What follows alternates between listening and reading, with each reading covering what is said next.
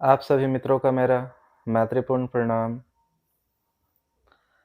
साथियों, आज हम एक नए विषय के साथ और एक ऐसा विषय जिसका इतिहास से बहुत जुड़ाव वो विषय है गांधीवादी बुद्धिस्ट और अम्बेडकरवादी बुद्धिस्ट में क्या अंतर है? चूँकि अभी तक आपने कभी ऐसे शब्द नहीं सुने होंगे, इसीलिए इस वीडियो को पूरा देखेंगे, आपको बहुत कुछ समझ में आने वाला है इस वीडियो में। कि मैं गांधीवादी बुद्धिस्ट किन्हें कहता हूँ और अम्बेडकरवादी बुद्धिस्ट किन्हें कहता हूँ और इसका जुड़ाव कहाँ से है और कैसे है। आपने डॉक्टर बी आर अम्बेडकर साहब के बारे में सुना ही होगा, जानते ही हैं। ये जो दो नाम हैं, गांधी और अम्बेडकर, ये जो दो नाम ऐसे हैं इतिहास के पन्नों में कि हमें आज की वर्तमान राजनीति में लगातार इन दो नामों को सुनने मिलता है। और इसका जुड़ाव वहाँ से है जब क्विट इंडिया मूवमेंट शुरू हुआ था। भारत छोड़ो,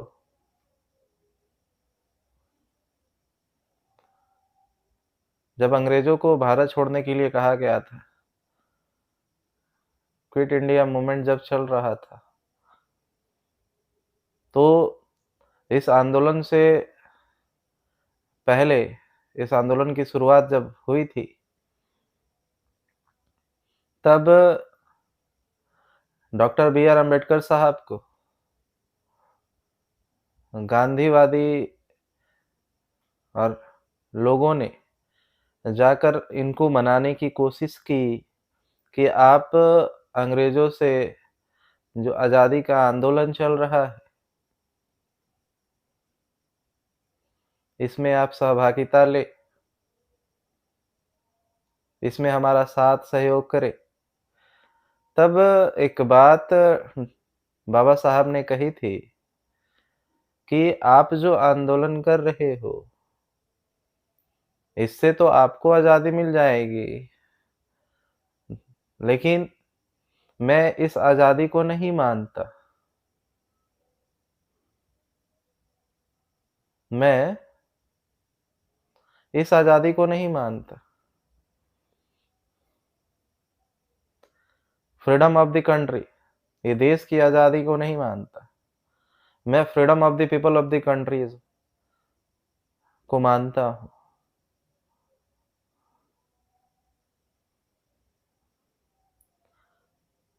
freedom of the people of the country, मैं देश में रहने वाले लोगों की आज़ादी को मानता हूँ। मेरे लिए देश की आज़ादी से बढ़कर देश में रहने वाले लोगों की आज़ादी है। क्योंकि देश नाम का कोई व्यक्ति नहीं है, समाज नाम का कोई व्यक्ति नहीं है। लोगों से समाज बनता है, लोगों से मिलकर के देश बनता है, राष्ट्र बनता है। इसीलिए मैं इस फ्रीडम ऑफ द कंट्रीज़ के आंदोलन में मैं सहभाग नहीं बनूँगा, क्योंकि मैं freedom of the people of the countries को मानता हूँ और इसी के लिए कार्यरत हूँ और इसी पे कार्य करने वाला हूँ। मैं देश में रहने वाले लोगों को आज़ाद कराना चाहता हूँ। लेकिन तुम जिस आज़ादी को लड़ाई लड़ रहे हो, इससे लोग आज़ाद नहीं होंगे। देश आज़ाद हो जाएगा, लेकिन देश में रहने वाले लोग गुलाम के गुलाम ही रहेंगे। क्योंकि अगर फ्रीडम ऑफ द कंट्री होता है,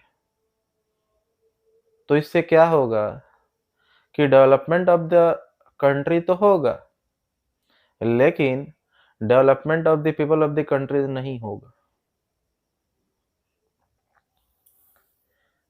अगर देश को आज़ादी मिलती है और लोगों को आज़ादी नहीं मिलती, तो इससे जो विकास होगा आज़ादी के बाद, वो डेवलपमेंट ऑफ द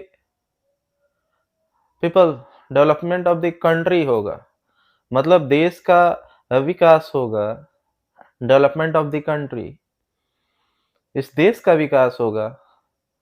ये देश हो सकता है कि बहुत आधुनिक हो जाए या फिर बहुत पैसे वाला हो जाए, बहुत अमीर हो जाए, लेकिन वो अमीरी भी, जो पैसे है, जो देश की अमीरी जो जीडीपी से दिखती है कि देश बहुत अमीर है, लेकिन 90% जो प्रॉपर्टी है, वो कुछ परसेंट लोगों के हाथ में।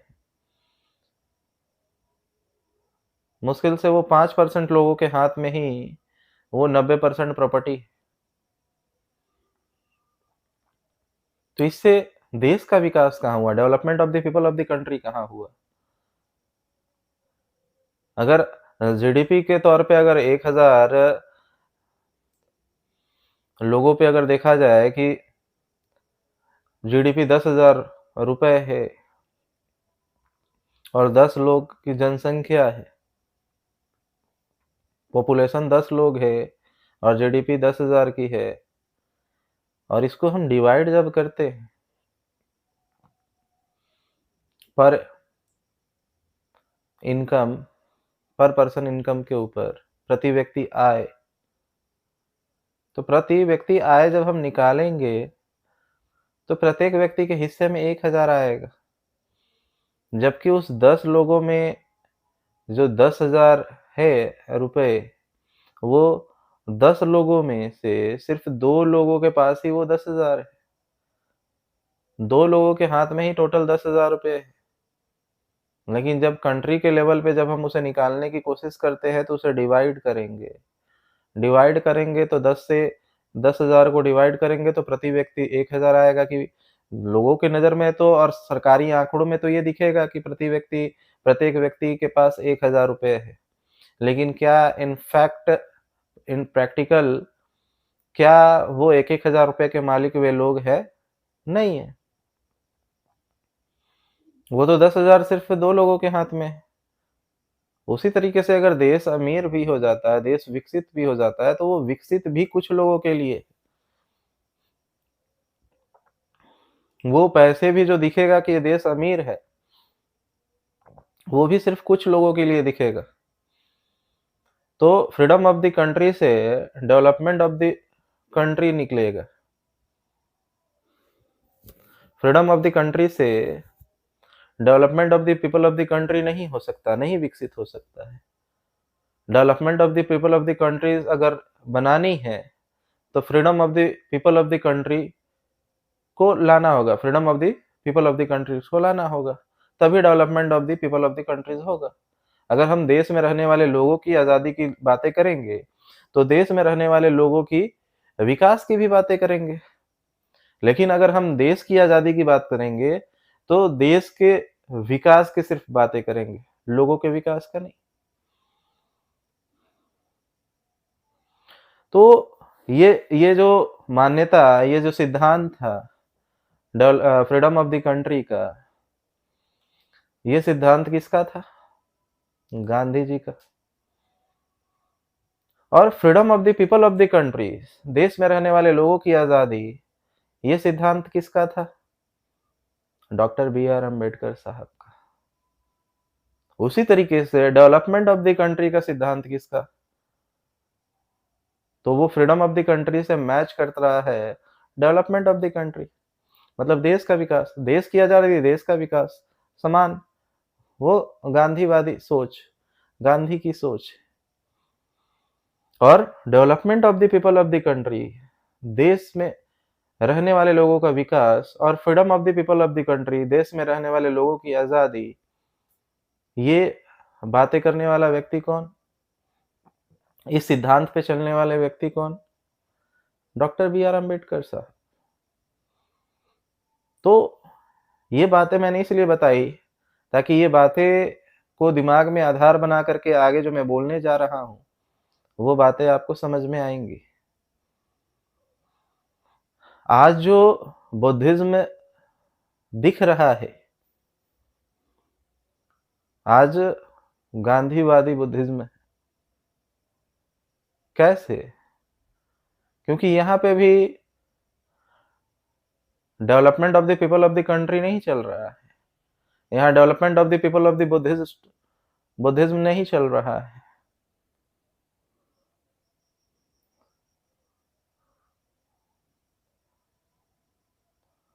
बौद्धिस्ट लोगों की यहाँ पे चल क्या रहा है? Development of the Buddhism, development of the Buddhism मतलब बुद्धिस्टों का विकास और development of the people of the Buddhist में लोगों का विकास, बुद्धिज्म में जो लोग हैं उनका विकास होना और बुद्धिज्म का विकास होना दोनों अलग अलग बातें हैं। बुद्धिज्म का विकास होना, बौद्ध धर्म का विकास होना और बौद्ध धर्म में रहने वाले लोगों का विकास होना, इन दोनों में उतने ही अंतर है जिसमें देश का विकास और देश में रहने वाले लोगों का विकास में अंतर है। देश की आज़ादी और देश में रहने वाले लोगों की आज़ादी में अंतर है। उसी तरीके से बौद्ध धर्म का विकास और बौद्ध धर्म में रहने वाले लोगों के विकास में अंतर है। तो आपके मन में सवाल उठेगा कि ये कैसे? ये वैसे ही है जैसे कि डेवलपमेंट ऑफ द कंट्री, ये वैसा ही है फ्रीडम ऑफ द कंट्री। जैसे फ्रीडम ऑफ द कंट्री में, देश की आज़ादी में सिर्फ कुछ लोग आज़ाद हुए, सिर्फ कुछ लोग, जो सिर्फ 10 से 15% लोग थे वे ही आज़ाद हुए। बाकी 85% लोग, 90% लोग तो आज़ाद नहीं हुए। उनको तो वो सारी चीज़ें, सुविधाएं नहीं मिली जो उनको मिलनी चाहिए।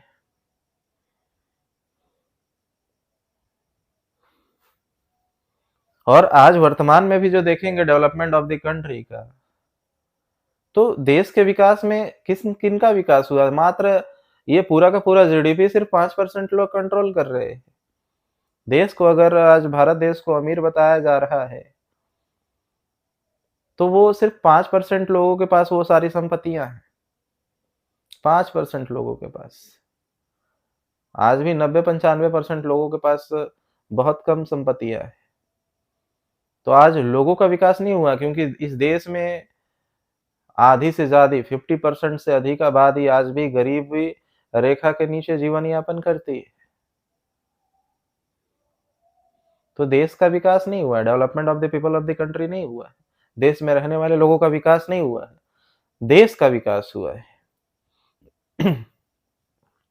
उसी तरीके से डेवलपमेंट ऑफ द बुद्धिस्ट हुआ है, बुद्धिज्म हुआ है, बौद्ध धर्म का विकास हुआ है, लेकिन बौद्ध धर्म में रहने वाले लोगों का विकास नहीं हुआ है।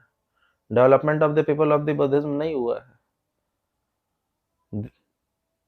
बौद्ध धर्म में रहने वाले लोगों का विकास नहीं हुआ है। बौद्ध धर्म का तो बहुत विकास हुआ है। मैं इस आधार पर इन बातों को कह रहा हूं कि बौद्ध धर्म के नाम से ढेर सारे संगठन बन गए हैं, ढेर सारे बुद्ध विहार बने हैं पूरे भारत भर में, ढेर सारे, सिर्फ बोध गया में 100 से ज्यादा बुद्धिस्ट मोनेस्ट्रीज हैं और लगभग पूरे भारत भर में 500, कम से कम मैं बता रहा हूं 500 बुद्ध विहार है पूरे भारत भर में, कम से कम मैं बता रहा हूं। तो 500 बौद्ध विहार होने के बावजूद भी इसका तो विकास हुआ, बौद्ध धर्म का तो विकास हो रहा है, भिक्षु भी बन रहे हैं, ढेर सारे लोग भिक्षु भी बने हैं।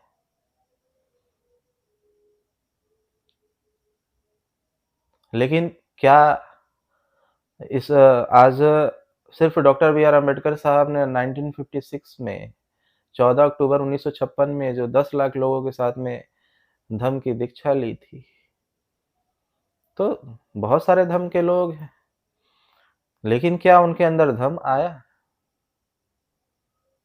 उनके अंदर विकास हुआ? बौद्ध धर्म का तो विकास हुआ है। पंचशील झंडे घरों के ऊपर लगाए जा रहे हैं, विहारों के ऊपर लगाए जा रहे हैं और ढेर सारे विहार बनाए जा रहे हैं। 50,000 बैनरों पे, 50,000 संगठनों के बैनरों पे बुद्ध का तस्वीरें लगाई जा रही हैं। चारों तरफ नमो बुद्धाय किया जा रहा है। लेकिन क्या लोगों का विकास हुआ? अगर नहीं हुआ तो मैं किस विकास की बात कर रहा हूं? Development of the people of the Buddhism, मैं लोगों के, जो बौद्ध धर्म में रहने वाले लोगों की जो विकास की बात कर रहा हूं, उस विकास को मैंने नाम दिया है development of the consciousness of the people.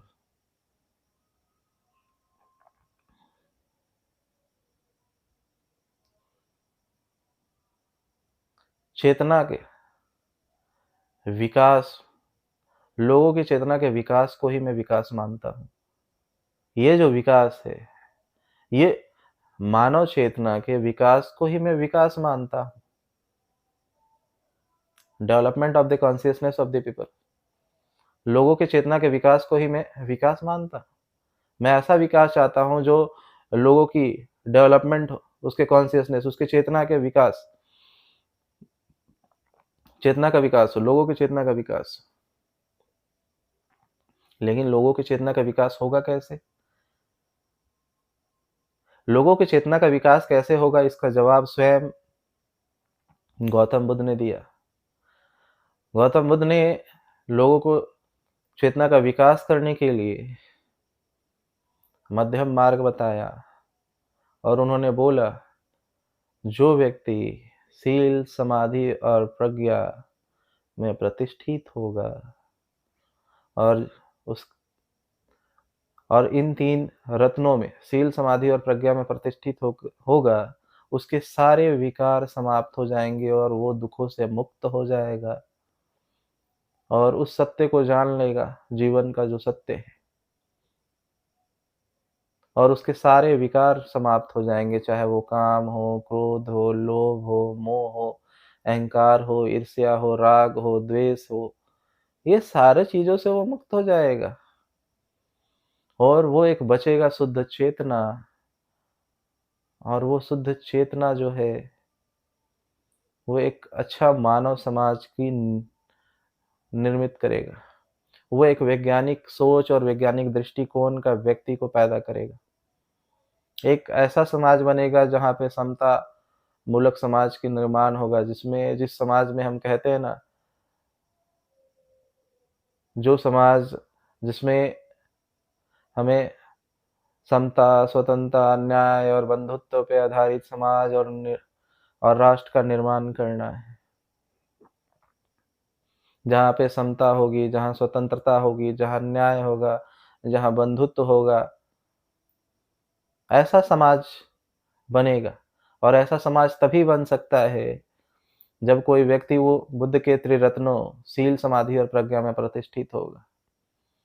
शील मीन्स अनुशासन, समाधि मतलब ऐसी अवस्था, ध्यान की ऐसी उच्चतम अवस्था जहाँ पे पहुँचने के बाद व्यक्ति के सारे विकार समाप्त हो जाते हैं, सारे दोष समाप्त हो जाते हैं। प्रज्ञा, प्रज्ञा जो 3 प्रकार की है, एक सुनी हुई, जैसे हम सुन करके कुछ अच्छी चीजें सीखते हैं, पढ़ करके अच्छी चीजें सीखते हैं, चाहे वो कॉलेज, यूनिवर्सिटी हो, मैगजीन हो या बाहरी आउट ऑफ सिलेबस के सारे बुक्स हो। और तीसरी जो अनुभव है, जो ध्यान से मिलते हैं या जो संसार से मिलते हैं, इनसे आपकी प्रज्ञा जागृत होगी। तो जो भी व्यक्ति इन मार्गों पे चलता है बुद्ध के, वो व्यक्ति बुद्धत्व को उपलब्ध हो सकता है, वो व्यक्ति समाधिस्थ हो सकता है, वो व्यक्ति महासुख और महाआनंद में प्रवेश कर सकता है। और ऐसे होगा मानव चेतना का विकास। मानव चेतना का विकास ही व्यक्ति का विकास है। और आज से 2500 साल पहले बुद्ध ने जिस संघ का निर्माण किया था और जिस मार्ग का उन्होंने पालन किया था और जिस मार्ग का उन्होंने बनाया था कि ये मार्ग मैंने खोजा है, जो प्रकृति के नियम पे आधारित है, इस मार्ग पे जो व्यक्ति चलेगा, वो व्यक्ति के जीवन से दुख समाप्त हो जाएंगे। वो व्यक्ति का चेतना का विकास इतना होगा कि वो समाज वैज्ञानिक युग लाएगा। और ऐसा हुआ भी कि आने वाले समय में इतने ढेर सारे लगभग 70 यूनिवर्सिटीज़ भारत में खुली, छोटी-मोटी, छोटी-बड़ी सारी मिला कर के लगभग 70, जिसमें नालंदा, तक्षशिला, विक्रमशिला ये प्रमुख विश्वविद्यालय थे। तो यहाँ वैज्ञानिक युग चला और ऐसे-ऐसे इंजीनियरिंग का नमूना देखने को मिला, एस्ट्रोलॉजी का कहे, विज्ञान शास्त्र या हो, आयुर्वेद शास्त्र हो, या हमारा भौगोलिक शास्त्र हो, या हमारी स्पेस के ऊपर स्टडी हो। अलग-अलग क्षेत्रों में ढेर सारे वैज्ञानिक हुए। वहाँ से ढेर सारी हीलिंग्स प्रक्रिया की शुरुआत हुई, चीज़ जिसे आज रेकी कहते हैं, हिप्नोसिस कहते हैं, मैनिफेस्टेशन लॉ ऑफ अट्रैक्शन कहते हैं। ऐसी ढेर सारी चीज़ों का आविष्कार हुआ बाद में चल कर के, इन चेतनाओं के विकास के वजह से। लेकिन आज लोगों के चेतना का विकास नहीं हुआ है, नहीं हो रहा है। लोगों की चेतना के विकास पे कार्य नहीं किया जा रहा है। डेवलपमेंट ऑफ द बुद्धिज्म किया जा रहा है। बौद्ध धर्म का विकास के ऊपर कार्य किया जा रहा है। सिर्फ और सिर्फ बुद्ध विहार बनाए जा रहे हैं, संगठन बनाए जा रहे हैं, भिक्षु बन रहे हैं। लेकिन जो भिक्षु बन भी रहे हैं, वे भी शील, समाधि और प्रज्ञा के ऊपर कार्य नहीं कर रहे हैं। ये पूरा का पूरा अपना समय बुद्ध की, उस समय के सम्राट अशोक के द्वारा बनाए गए कुछ विरासतें, ज़मीनें, मूर्तियाँ, उनके लिए झगड़ा करना, उसके लिए लड़ाई लड़ना, उसको बचाने की लड़ाई लड़ने में ही अपना समय व्यतीत कर रहे हैं। पीछे की चीज़ों को, भूतकाल की चीज़ों को पकड़ कर के भी आपको कुछ नहीं मिलने वाला है। अगर आप वर्तमान में जो एनर्जी आप दूसरे जगह पे खर्च कर रहे हो, वह स्वयं की चेतना के विकास में अगर लगाते हैं, मैं ये बातें उन तमाम लोगों को भी बोल रहा हूँ और उन बौद्ध भिक्षुओं को भी बोल रहा हूँ कि वे अपना समय बेकार की चीज़ों में, वो संपत्ति में खर्च ना करके, क्योंकि घर में रह कर के भाई से झगड़ा करके संपत्ति के लिए झगड़ा करते हैं, रिश्तेदारों से संपत्ति के लिए झगड़ा करते हैं, और सन्यासी और भिक्षु बनने के बाद बाहर झगड़ा करते हैं। झगड़ा जारी रहता है, लेकिन उसका झगड़ा करके कोई फ़ायदा नहीं है। राजपाट का झगड़ा, ज़मीन जायदाद का झगड़ा, इससे कोई फ़ायदा नहीं मिलने वाला है। और पीछे की चीज़ है जो भूतकाल की है, इस पे लगे रहना, इस पे ऊर्जा लगाना ही व्यर्थ है। अगर ऊर्जा लगानी है तो अपनी मानव चेतना के विकास पे लगाएँ।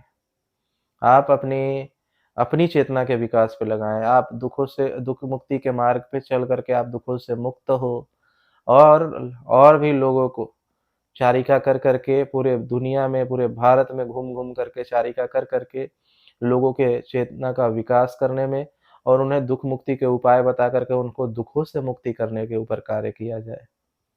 और इसी पे कार्य करने की ज़रूरत है। तभी लोगों की चेतना का विकास होगा, लोगों के बौद्धिकता का विकास होगा।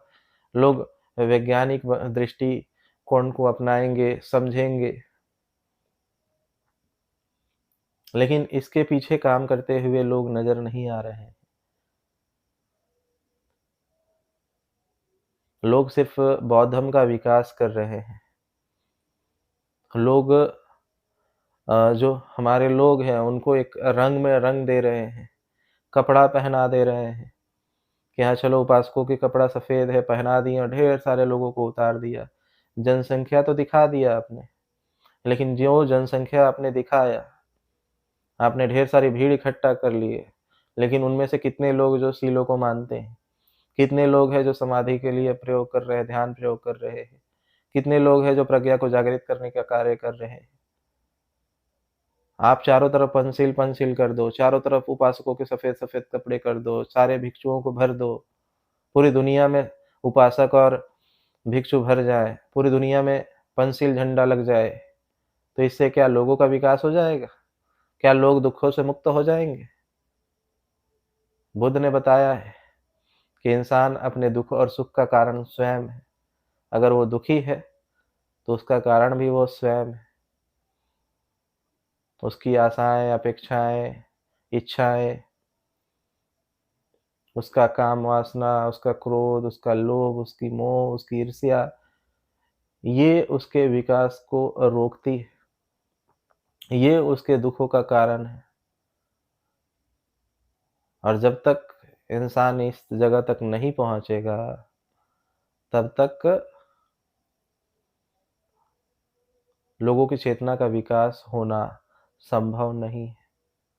और जब तक लोगों की चेतना का विकास नहीं होगा, तब तक एक दृढ़ संकल्पित समाज, एक अनुशासित समाज तैयार नहीं हो सकता है।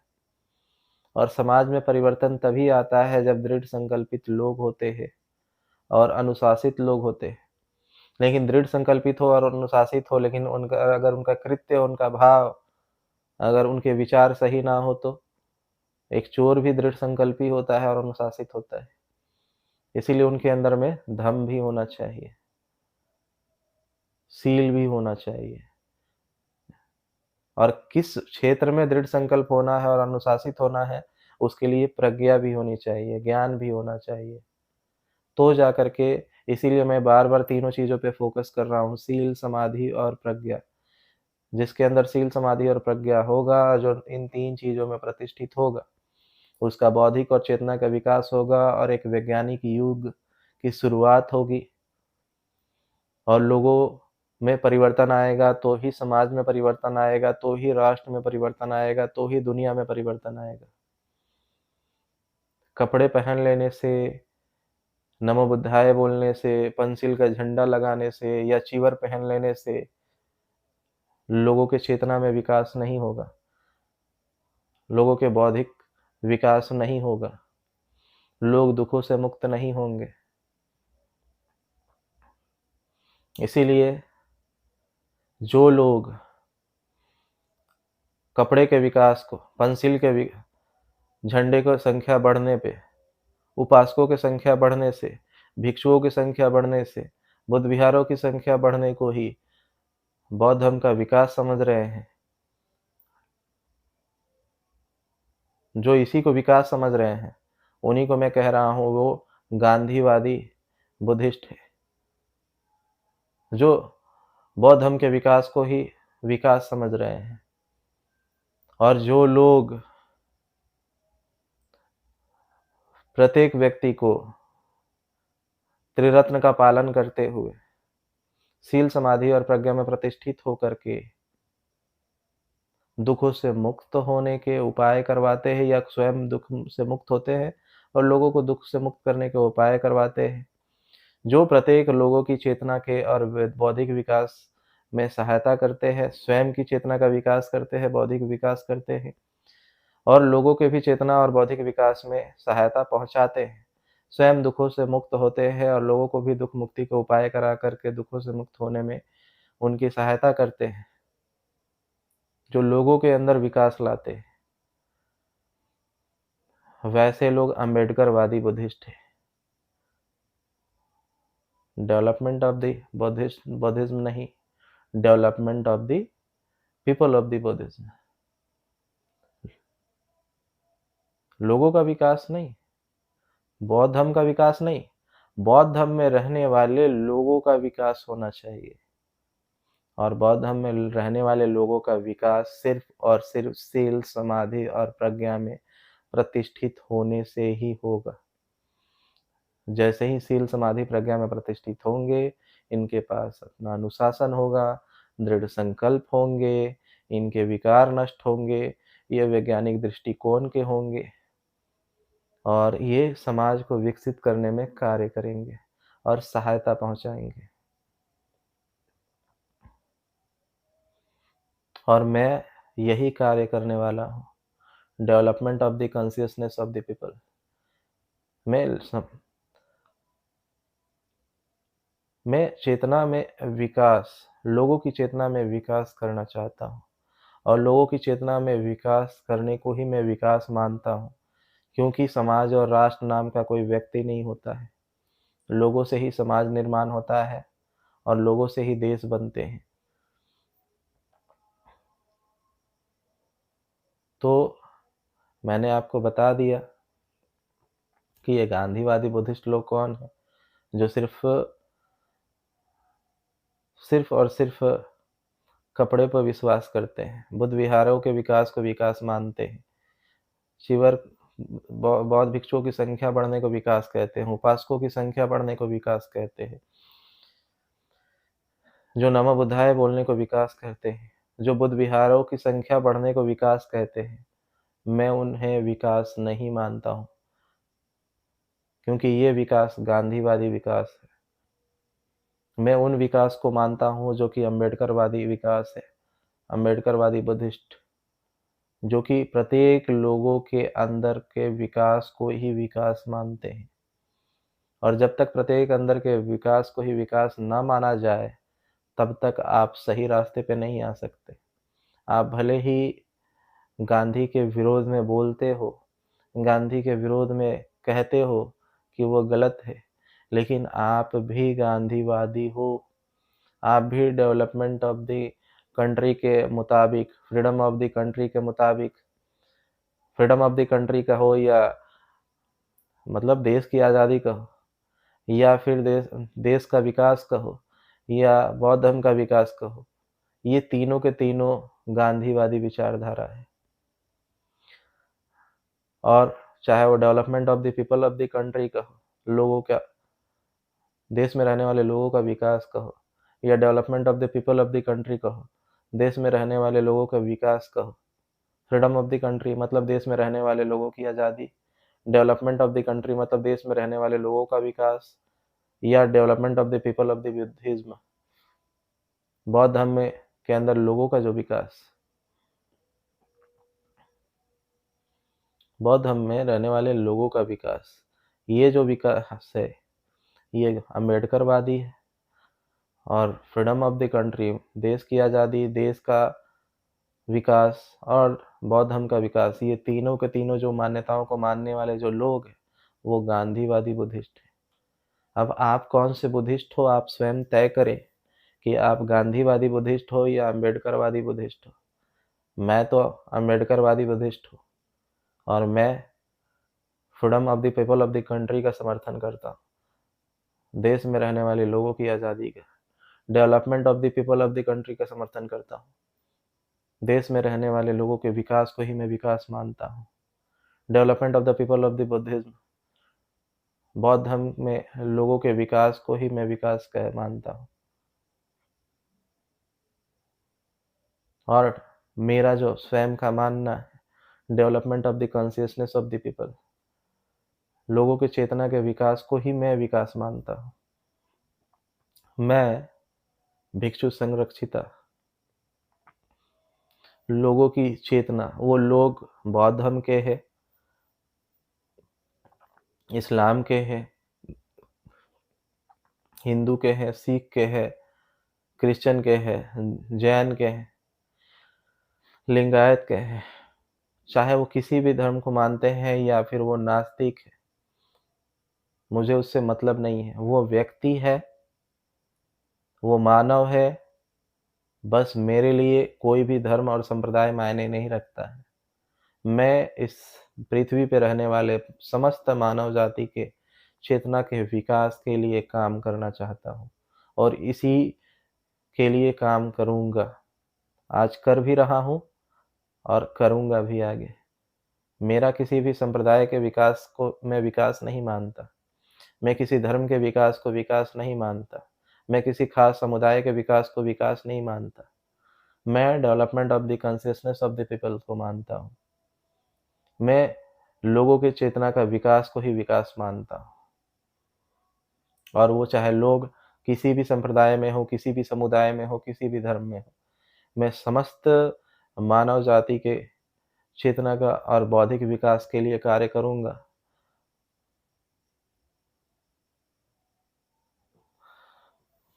आप तय करें, अगर आपको गांधीवादी विचारधारा पसंद है, गांधीवादी मार्ग पसंद है तो उस पे चले। आपको अम्बेडकरवादी मार्ग पसंद है, आप उस पे चले। मैं किसी को गलत नहीं कहूँगा, लेकिन मैं किसके समर्थन में हूँ, मैंने अपना पक्ष रख दिया कि मैं गांधीवादी बुद्धिस्ट नहीं हूँ। अगर मुझे बुद्धिस्ट होना भी होगा तो मैं अम्बेडकरवादी बुद्धिस्ट का समर्थन करूँगा। लेकिन आपकी अपनी सोच, आपकी अपनी विचारधारा है, क्योंकि ये मैं अपने सोशल मीडिया पे डाल रहा हूँ और संविधान के अनुसार आर्टिकल्स 19 में लोगों को अपने बातों को रखने का अधिकार है, अपने मत रखने का अधिकार है, freedom of speech and expression, उसको अपनी बातों को कहने का अधिकार है, बोलने का अधिकार है। तो इसीलिए मैं अपने अधिकार का उपयोग करके अपनी बातों को आप तक रख रहा हूँ। आपको मेरी बातें अच्छी भी लग सकती हैं, आपको मेरी बातें बुरी भी लग सकती हैं, आप मेरी बातों से सहमत भी हो सकते हैं, आप मेरी बातों से असहमत भी हो सकते हैं। लेकिन मैं कहूँगा कि आप इस वीडियो को पूरा देखें और इस पे चिंतन मंथन करें। आपको जो सही लगे उस मार्ग को अपनाएं, ना लगे तो इसे छोड़ दें। आप लोगों ने मेरी बातों को ध्यानपूर्वक सुना, इसके लिए मैं आपका बहुत बहुत अनुग्रहित हूँ। धन्यवाद।